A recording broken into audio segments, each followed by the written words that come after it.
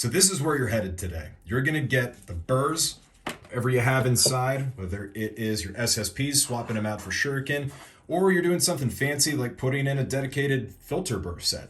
This is gonna show you how to do it in a sane manner that hopefully isn't gonna make you sweat all the way through your gloves like I did to mine. So let's get started. Before we do that, a couple things you need to make sure you have. You need to have, I keep some demitasses around just to keep the screws in. So this one's got a couple, this one has some. Make sure that you've got some isopropyl alcohol and some paper towels.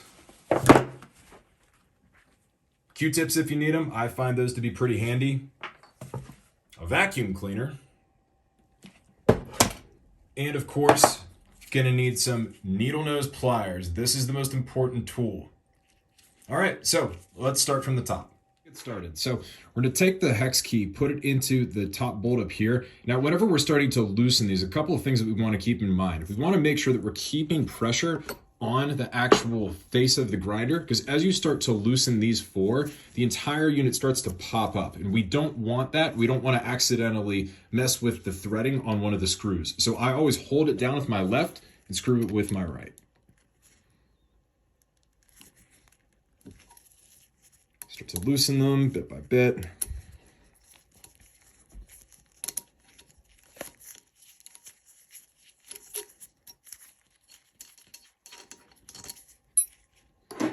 Another handy thing is keeping a little shot glass around to be able to store your screws. For whatever reason, I tend to go in this pattern, which is going corner to corner.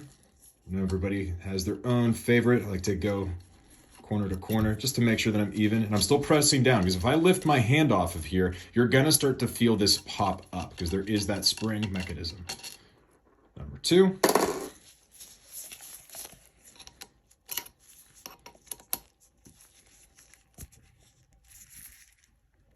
Oh, there we go.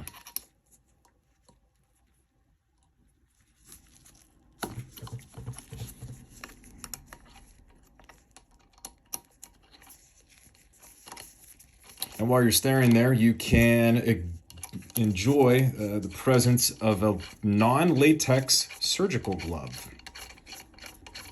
Actually, don't know if they're surgical. I got them at the pharmacy. Number three. So if you've made it this far, I'm sure you're not scared of doing this. I know that the first time I did it, I was a little bit nervous, but if you know how to take it apart, you can at least have a better sense of understanding of the unit. And of course, if you are doing this, you are definitely putting it on yourself to put it back together correctly, making sure that you don't have any dust, any debris. And if you take a look at my hand right now, you can start to see that the plate is popping up. So I'm actually going to pull this off of the tripod. That this is starting to pop off. Take a look at that. That is just spring pressure popping that up, and it's only being held in by that final screw. Now we're going to lift up very carefully. Now we're starting to see the inside of the grinder. Remove this, don't lose it. Just put it back inside of the rear. That's what I do with it. Now, as we can see here, there's a little bit of coffee debris around the edge. I'm not going to take this off the tripod again. I'm actually just going to move the unit a little bit. So you can see that there's just a little bit of coffee dust. I only changed this out not that long ago. And these are the two pins that you definitely don't want to lose. Make sure that that is in the shot. Those are the pins that hold the front plate on, at least in the correct orientation. So I just leave them in there. If you feel more comfortable lifting them out and putting them somewhere else, I just keep them in there. They're nice and fine there. Don't see a reason to remove them. Here we go. Yeah, I don't have the SSP burrs in here. If you followed along with some of the other content I've posted before, you know that I'm actually running with the old EK burrs that Maukonic no longer makes. So yeah, put that aside for now. So this is actually the easy one. So all you need to do is take the other hex screw, get it in there,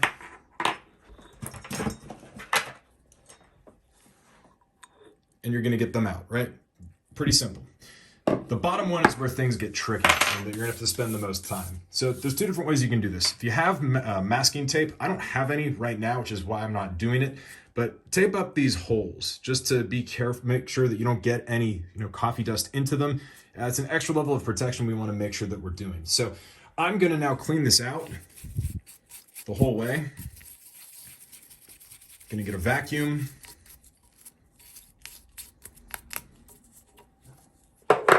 And I'm just gonna vacuum that out and be right back.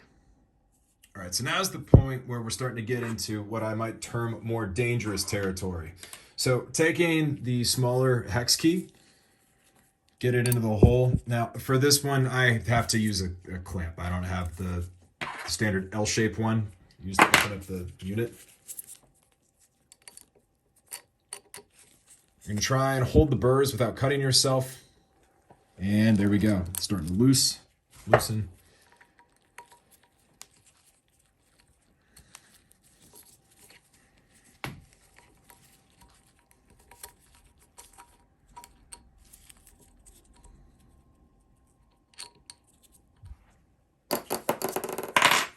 If you see some crud jammed in there, really see if there's anything else you can do to get it out.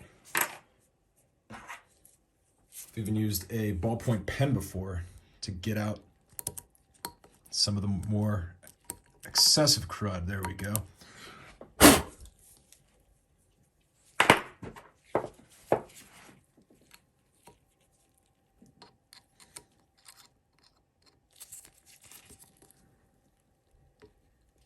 There we go.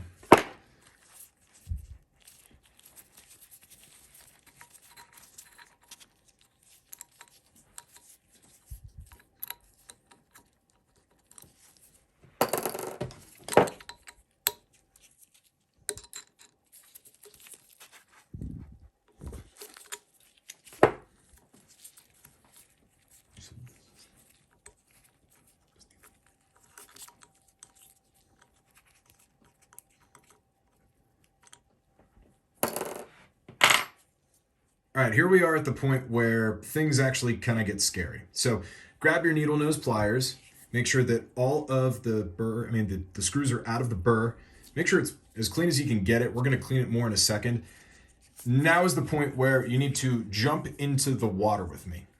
Take the needle nose and you're going to stick them both in between the burr and the chamber and into the hole. And what you're gonna start to do is pull up. Make sure that the pliers are not touching the inside of the carrier. That is fairly obvious, but I'd like to state that again. I'm not scratching the inside of my carrier. So we're just gonna start working these bit by bit. There's no sense in rushing this. If you're doing this, you've got the time set aside. Just, if you're not getting it, go put it down and try something different, come back later. So see, the burr is starting to come up. We're gonna continually work it around just bit by bit until it will come free. And when it does come free, it's gonna start to pop up a bit. So you need to be very careful about applying too much force when you are pulling upwards. So almost there. I'm just trying to give you a sense of how long this part actually takes. I think this is the hardest part. Taking out the other burr, from the carrier on top is very easy. You just unscrew it and replace the burr. This is the part where you actually have to worry. Now, bit by bit, we are working this up.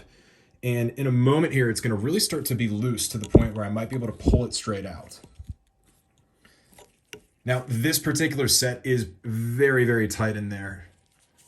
Just because, these are not machined burrs, they're cast. Oh, there we go. A little bit. You can see it's starting to slide around in there. We're getting there.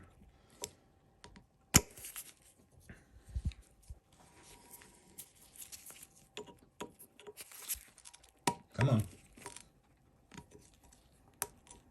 Stuck my finger into the chute to try and keep it propped up a little bit. Up, and here we go. Oh.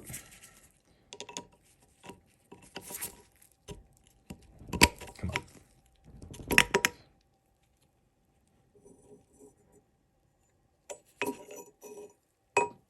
And there you are. What you're going to do is you're going to vacuum that up. You're going to seat the burr back in. and put everything back together. That's it.